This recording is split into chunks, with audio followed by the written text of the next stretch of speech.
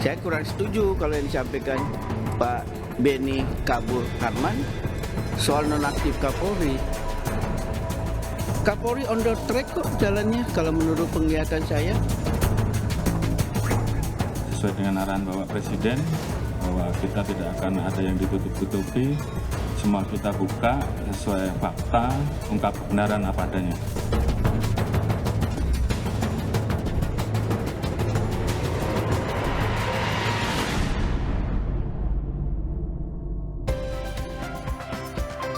Ya, saudara, kasus pembunuhan berencana terhadap Brigadir Joshua masih terus bergulir dan kasus ini justru membuka kemungkinan ada dugaan-dugaan kasus lain.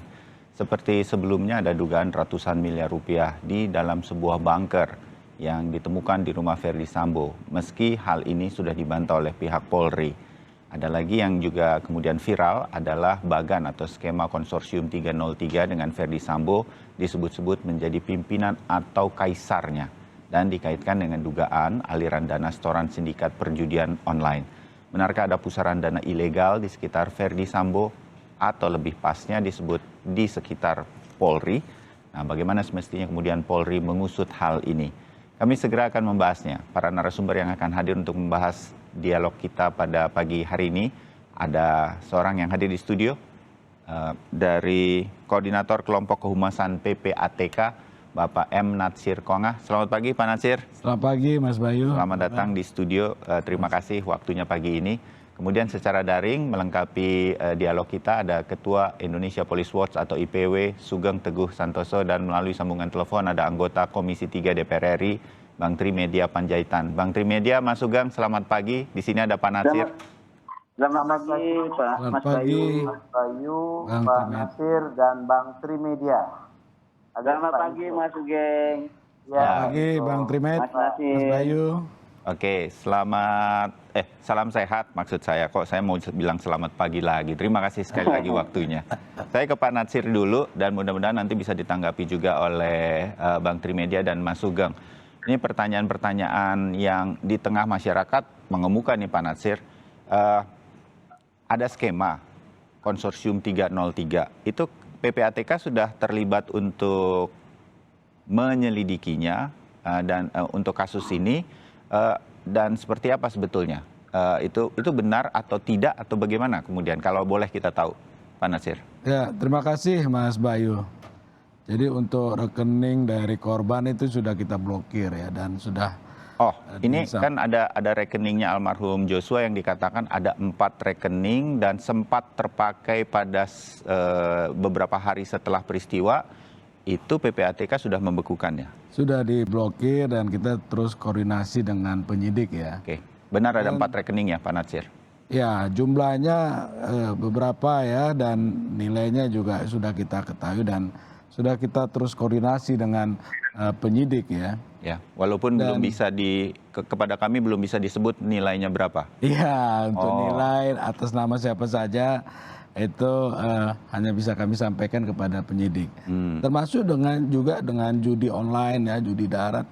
PPATK sudah lama sekali ya menelusuri itu dan bekerja sama dengan penyidik. Kalau kita lihat data dari tahun 2019 sampai tahun 2022 itu sudah 25 kasus ya yang judi disampaikan online saja. Iya, disampaikan kepada penyidik. Dan banyak sekali sudah putusan pengadilan ya terkait dengan judi dan pencucian uang yang diputus oleh pengadilan. Ada di Jambi, di Bengkulu, di Pekanbaru, Padang ya. Di Jakarta Barat juga ya. Jadi artinya tentang judi ini sudah lama kita bekerja dan sudah banyak sekali informasi, hasil analisis, hasil pemeriksaan yang disampaikan kepada penyidik.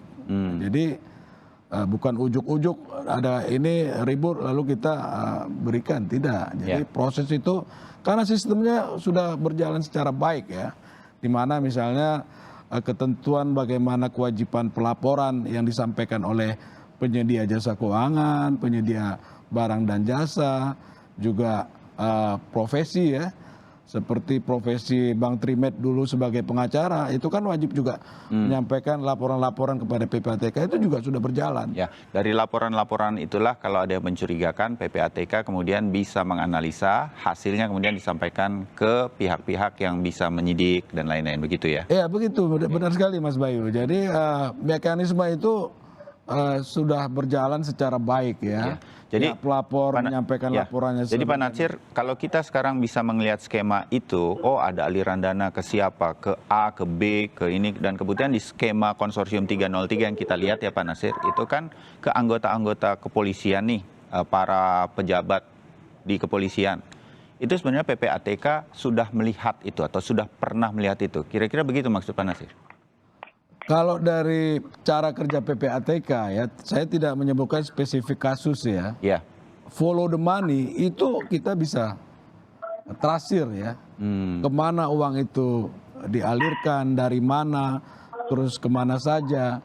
Itu semua bisa dilakukan. Ya, nah khusus untuk kasus yang melibatkan Ferdi Sambo ini, apakah PPATK diminta oleh kepolisian, Pak Natsir, untuk ikut menyelidiki, atau sebenarnya memang sudah pernah menyampaikan laporan kalau begitu? Cara kerja PPATK itu ya bisa by request, permintaan penyidik. Ya, lalu kita bantu apa yang mereka butuhkan. Ya. Nah, tadi sebelumnya saya sudah sampaikan bahwa kita melakukan analisis. Itu tugas utama kita dengan mendapatkan laporan pertama transaksi keuangan mencurigakan dari penyedia jasa keuangan, penyedia barang dan jasa, lalu hasil analisisnya disampaikan kepada penyidik. Itu sifatnya proaktif ya. Ya. Nah, itu jadi mekanisme kerja kita itu sudah berjalan secara efektif. Jadi dua-dua hal ini secara proaktif dan diminta oleh pihak penyidik dalam ini kepolisian sekarang terjadi nih untuk PPATK. Berproses. Untuk kasus Ferdi Sambo.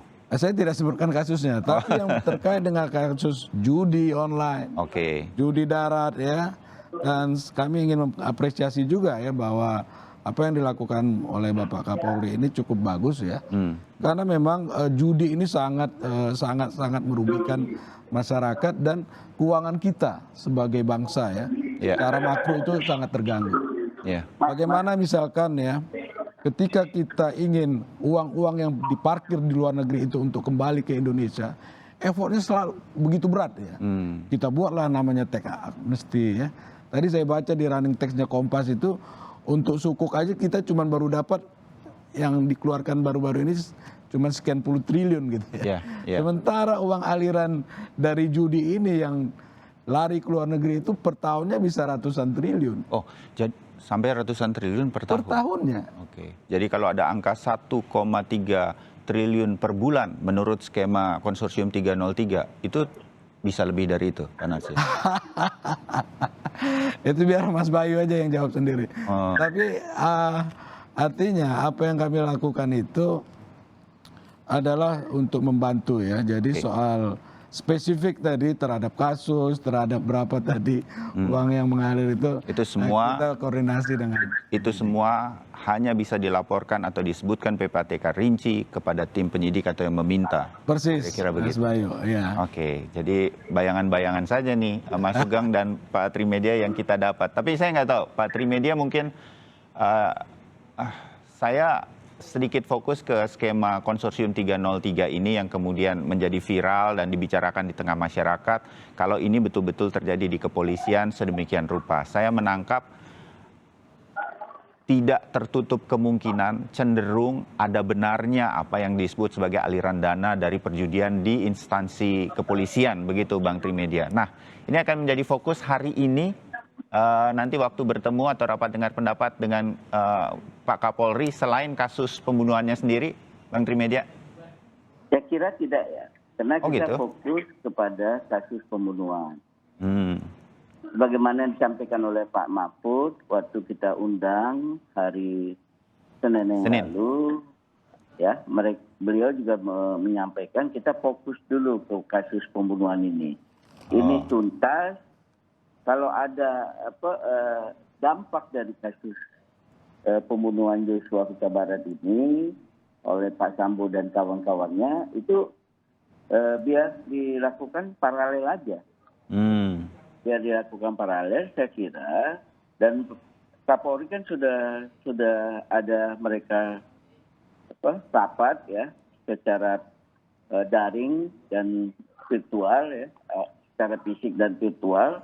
Beliau sudah tegas menyampaikan bahwa untuk perjudian narkoba harus segera dibereskan di daerah yang masing-masing. Ya. Ini yang dianggap Pak Bang Trimedia sebagai paralel seperti itu sudah juga dilakukan, begitu ya? Ya sudah dilakukan, tapi kan memang seringkali persoalannya tidak tuntas sampai kepada akar-akarnya. Kan kita memahami sebagaimana yang disampaikan oleh Pak Nasir tadi, pemain-pemain di sini kan kasus judi, narkotik, penyeludupan, itu kan juga pemain-pemain besar ya. Iya. Dan juga melibatkan lintas instansi dan mereka sudah menggurita. Memang harus ada keberanian yang tuntas. Saya kira nggak cukup hanya Kapolri. Itu harus ada political will dari Presiden Jokowi untuk kita membereskan tadi.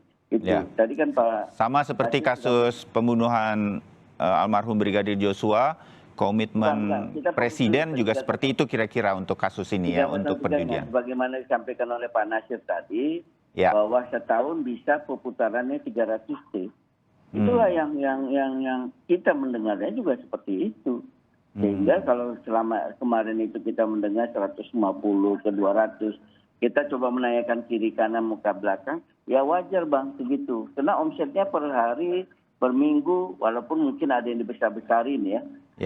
Itu cukup tinggi Bang. Mereka juga menyampaikan seperti itu. Karena itulah kita yang kasihan. Inilah akibatnya negara kita ini kan tidak melegalkan judi. Ya. Sehingga mainnya ngumpet-ngumpet begini Mas. Oke. Mainnya ngumpet-ngumpet seperti ini. Padahal kalau ini dilegalkan, ya semuanya bisa terbuka dan negara bisa untung, ada pajak. Tapi sama seperti negara tetangga-tetangga kita, ya warga negara tidak bisa main, yang boleh orang asing. Nah, karena itu kita sampai sekarang hukum positifnya 30 itu kan pasal 303 itu. Ya, pasal pidana. Kemudian, makanya KUHP, karena itulah disebut 303. Nah, karena masih seperti ini harus ada kemauan. Jangan yang kadang-kadang yang muncul itu kan anak-anak buah semua. Pemain utamanya kan hampir tidak tersentuh. Nah, kalau memang itu mau disentuh, ya kita juga harus ada political will. Ya saya kira sama seperti Presiden Jokowi menyampaikan 6 kali kalau catatan saya, seperti Mas Bayu bilang tadi soal pembunuhan Yosua Huta Barat, ya urusan judi ini juga yang semua ilegal lah, judi, narkotik, penyeludupan, seperti itu ya, itu bisa menyelamatkan uang negara itu ratusan triliun. Kita tidak perlu terlalu sibuk nguber dari pajak, tapi dari situ aja kalau kita tertibkan bisa potensi pemasukan keuangan negara ratusan triliun. Saya setuju dengan Pak Nasir. Itu harus kita tertibkan. Tapi dalam konteks ini itu bisa paralel dikerjakan. Saya kira Baris-Krim juga sudah mengerjakan itu. Cuma pertanyaannya ini bisa sampai ke akarnya apa tidak? Oke, terbayang Bang Trimedia. Saya ke Mas Sugeng berkaitan dengan penelusuran aliran dana begitu, yang juga sebenarnya sempat disampaikan oleh IPW pada waktu itu, Mas Sugeng. Anda setuju hemat Anda berkaitan dengan Bang Trimedia ini paralel begitu, atau kalau nanti kasus pembunuhan ini sudah terang benderang, sudah disampaikan, kita anggap selesai, ini bisa menjadi, saya menyebutnya apa ya, perang bersama kita. Semua harus fokus ke arah bagaimana kita menangani kasus perjudian online ini, sehingga kemudian nggak jadi masalah yang terus saja kemudian sesekali waktu muncul. Mas Sugeng, terutama berkaitan dengan ada dugaan bahwa instansi, kali ini ya kita fokus di instansi Kepolisian Republik Indonesia juga terlibat di dalamnya, ada aliran dana yang mengalir ke sana, membackingi perjudian online atau tidak online. Mas Sugeng. Iya, begini ya. Yang pertama, judi online itu jahat ya. Lebih jahat daripada judi darat. Kenapa? Karena itu bisa masif ya. Kalau katakanlah 270 juta warga masyarakat Indonesia, 10% aja main judi, karena Ya. tidak perlu hadir di satu tempat terbuka, dia di kamarnya main judi. Anak-anak punya uang main judi, tidak terlihat kan. Ini makanya jahatnya judi online ini. Tidak terdeteksi secara kasat mata, tetapi prakteknya masif, ya, dan Ya. peredarannya pasti melalui akun rekening perbankan. Nah, ini tadi sudah dikatakan oleh Pak Natsir 300 triliun, ratusan triliun ya Pak, 300 triliun. Ratusan triliun. Ya. Ratusan triliun ya, ratusan triliun 1 tahun. Ini yang kemudian ya buat kita, buat kemudian pemerhati seperti IPW memprihatinkan kalau tidak ada penindakan ya.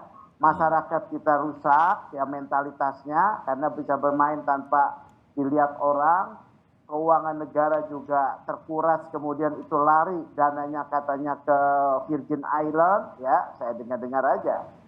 Kemudian tidak ada penjelasan yang cukup dari pemerintah, utamanya dari Polri, bagaimana penindakan ini.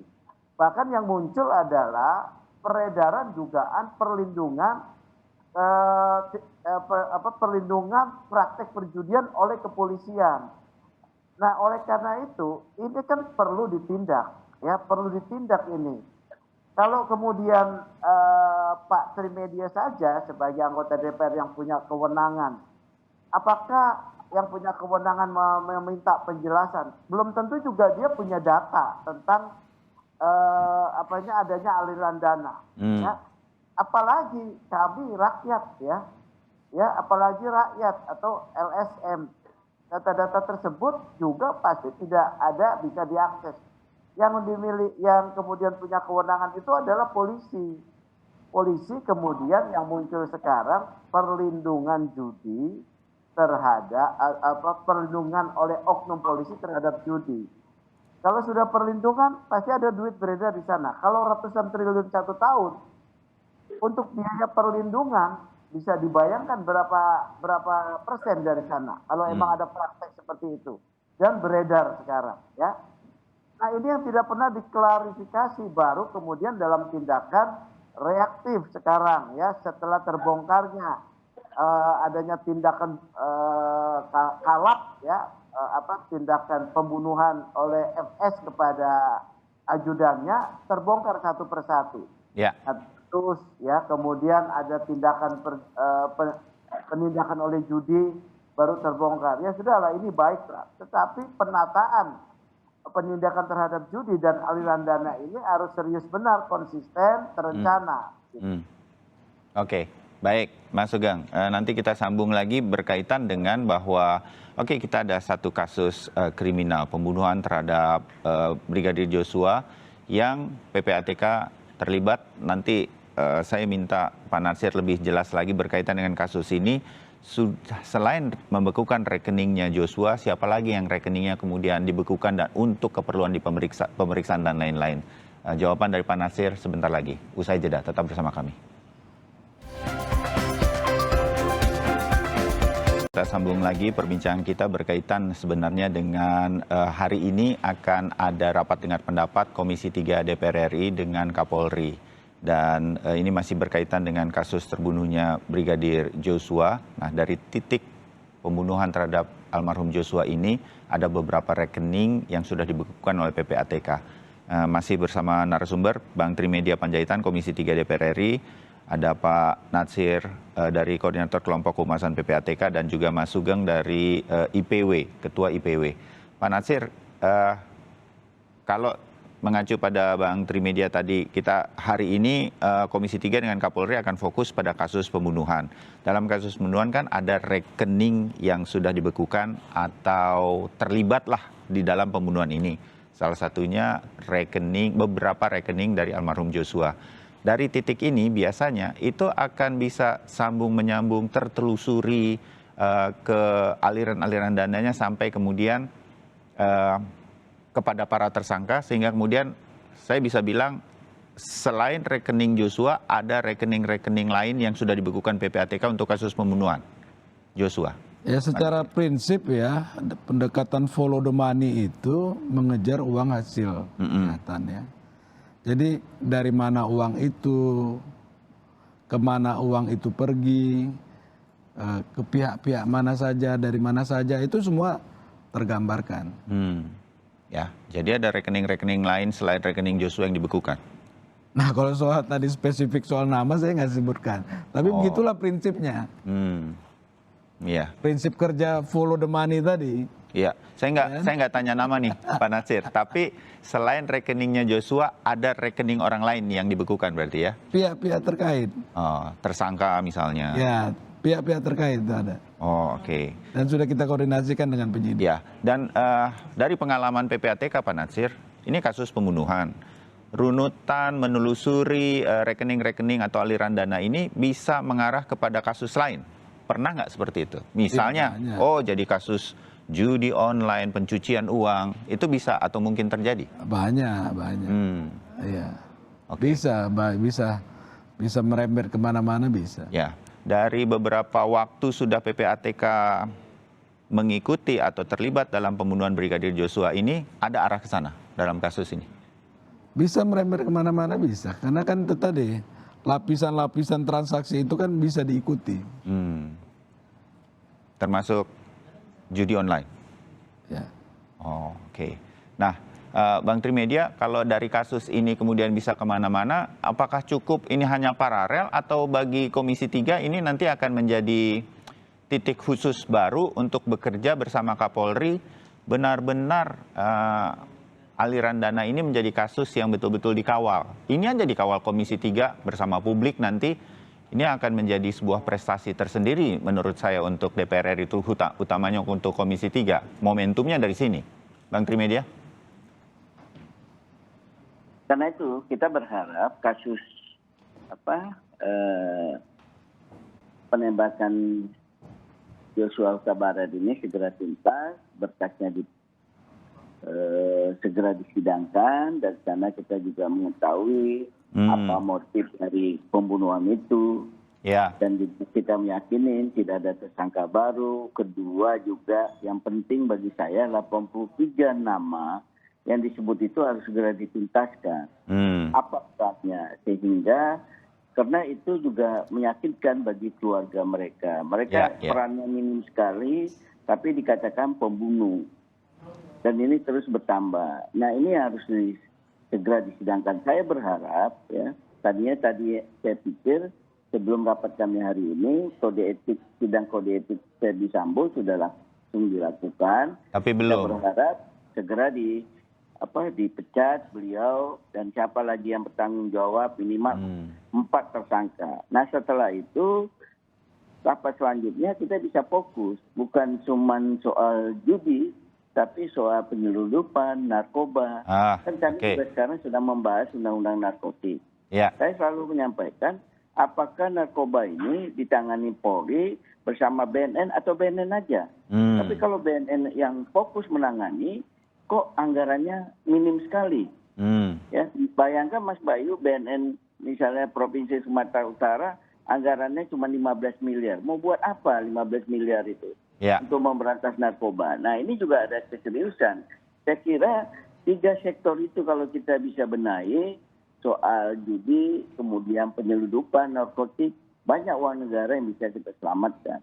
Dan saya kira banyak orang yang menjadi backing sudah pasti dari 3 kegiatan ini. Nah kegiatan beginilah yang membuat orang mendadak kaya raya. Nah itu berantas, dan tidak cukup hanya DPR, tidak cukup hanya Komisi 3, tapi di sisi pemerintahan Presiden Jokowi ini harus bersama-sama. Ini bisa legacy yang ditinggalkan untuk kemaslahatan bangsa ini.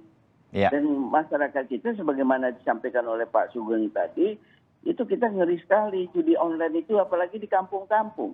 Ya, misalnya di kampung saya di Toba sana, penghasilannya satu hari cuma 30.000, 50.000. Tapi dia main judi online, main togel. Habis deh uangnya. Iya, berantem. Dan saya kira salah satu penyebab perceraian juga karena judi ini. Judi ini kejam sekali memang. Kita setuju, judi narkoba itu paling kejam ya. Dan itu yang paling menyentuh rakyat kecil. Kalau penyeludupan mungkin tidak terlalu ya. Itu menengah ke atas. Tapi judi, narkoba Ini yang paling menyentuh masyarakat Ya, bawah. dampaknya sampai ke masyarakat bawah, bahkan generasi mendatang. Oke. Menyuarakan juga ini soal judi ini, soal narkoba ini. Biar sama-sama kita berantas. Tidak Ya. cukup hanya DPR, tidak cukup hanya Komisi 3, Mas Bayu. Ya, dimengerti, tapi mudah-mudahan lewat Bang Trimedia dan kawan-kawan di Komisi 3, ini bisa menjadi salah satu momentum kita bersama-sama bergerak lagi, menjadikan musuh bersamalah judi online. Itu juga harus menyuarakan. Ya, pasti kita ikut terus sama Bang Trimedia lah, kira-kira begitu. Ya. Mas Sugeng, kasus kriminalnya, pembunuhan terhadap Joshua, IPW sudah juga sempat mengatakan on the right track. Tinggal kita dapat perspektif baru. Iya, secara internal ini harus ada pembenahan. Bang Trimedia katakan harus cepatlah sidang kode etiknya bagi para perwira, bagi anggota kepolisian yang terlibat dalam membuat skenarionya dan lain-lain, itu mana? Cepatlah. Mungkin hari ini akan dikejar oleh Komisi 3 dalam RDP dengan Kapolri. Tapi pertanyaan kami ini sekarang agak sedikit maju sedikit. Dari kasus ini ada aliran dana yang begitu besar, tadi Pak Natsir katakan, merugikan negara, membahayakan generasi-generasi kita, judi online dan narkoba misalnya. Tapi polisinya ada dugaan terlibat, siapapun nih, masih banyak institusi lain yang saya yakini juga terlibat begitu, karena ini pasti menggurita gitu. Nah, bisakah kepolisian kemudian mengusutnya nih dengan tuntas, cepat, seperti kasus pembunuhan kemarin? Mas Sugeng, menurut Anda, untuk aliran dana kalau benar ada membackingi perjudian dan lain-lain, memungkinkan ini, Mas Sugeng? Ada 3 catatan IPW ya. Pertama, kalau kemudian isu backing judi itu pastikan akan mendapatkan buyback komisi atau biaya perlindungan. Ya. Nah, biaya perlindungan ini besar. Kemudian yang kemudian merusak mental aparat kan kalau aparatnya melindungi dan mendapat jumlah yang besar. Ini merusak mental nih. Nah, kemudian bisa memotretnya dari mana? Sebetulnya secara kasat mata pemotretan sosial atau pemotretan indikasi itu bisa dilihat dari gaya hidup. Kemarin kan ada anggota DPR yang menyoroti seorang pejabat Polri yang saat ini sedang dipatsus tentang gaya hidupnya yang mewah, ya. Ya. Ini kan satu potret yang bisa menjadi indikasi dibandingkan dengan penghasilannya. Ya.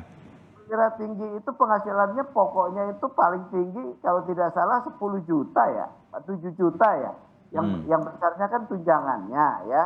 Ya. Kalau dengan itu kemudian gaya hidupnya mewah, mobilnya mewah, rumahnya mewah, gaya hidupnya tinggi, biaya tinggi, kan menjadi tanda tanya. Oleh karena itu saya mengusulkan laporan hasil analisis keuangan, transaksi keuangan pada rekening-rekening mereka itu yang menjadi kewenangan dari PPATK ya bisa diakses oleh publik gitu loh ya.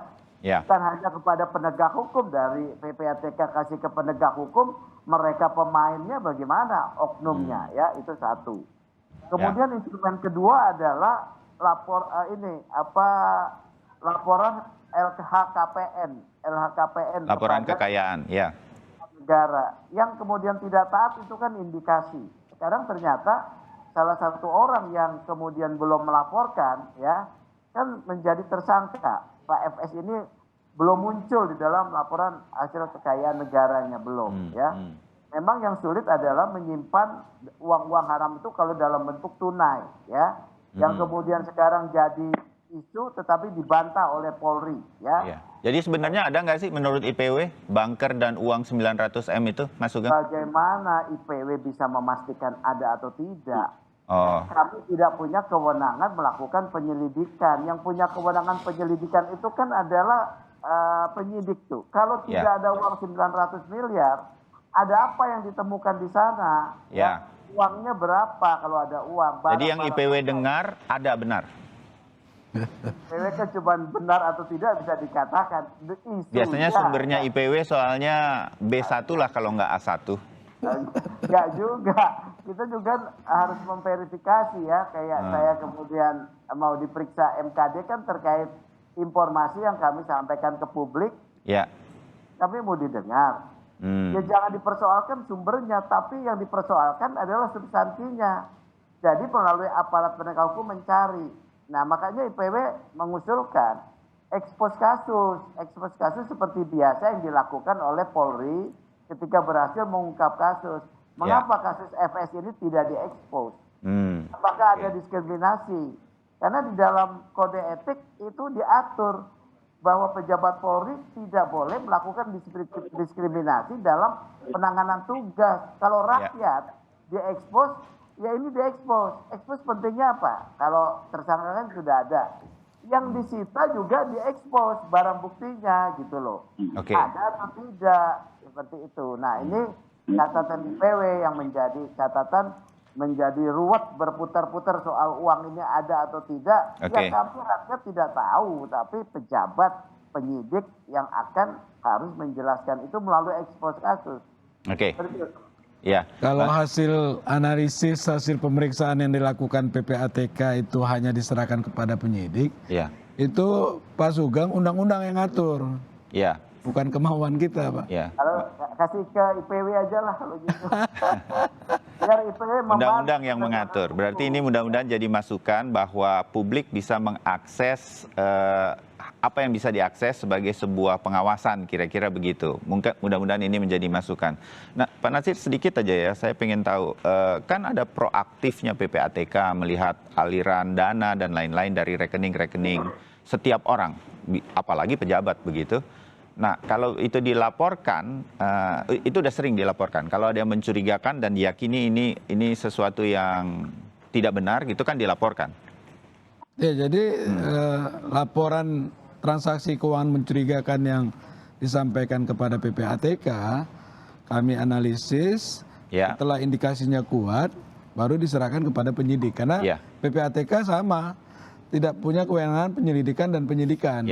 Banyak yang dilaporkan. Tadi itulah penyidik yang menindaklanjuti. Banyak itu yang dilaporkan selama ini oleh PPATK. Oh, banyak ya. Setiap bulan tuh kita keluarkan statistiknya ya. Berapa hasil analisis yang disampaikan kepada Polri, Kejaksaan, KPK, Bea Cukai itu selalu kita laporkan kepada publik. Hampir semua ditindaklanjuti atau bagaimana selama ini PPATK kemudian melihatnya? Sebagian ditindaklanjuti ya, sebagian masih berproses, sebagian memang mungkin ada kendala-kendala di lapangan. Nah, lebih banyak yang ditindaklanjuti apa yang tidak ditindaklanjuti atau belum ditindaklanjuti lah kalau boleh kita katakan? Ya, lebih banyak ditindaklanjuti ya. Nah, kalau tidak ditindaklanjuti juga kita di undang-undang diatur bisa bertanya. Nah, tapi nanti mekanisme yang lain kan juga Komisi 3 sebagai mitra kerja kita itu juga bisa bertanya kepada mitra kerja yang lain.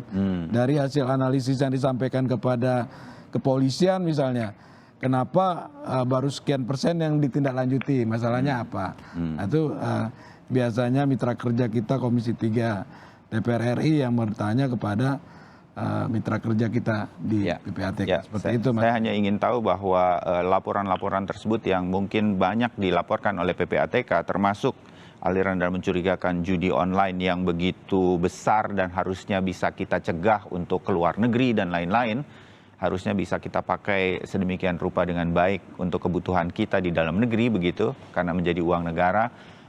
Mungkin banyak lolos begitu bayangannya, tapi mudah-mudahan Pak Natsir betul banyak yang sudah ditindaklanjuti.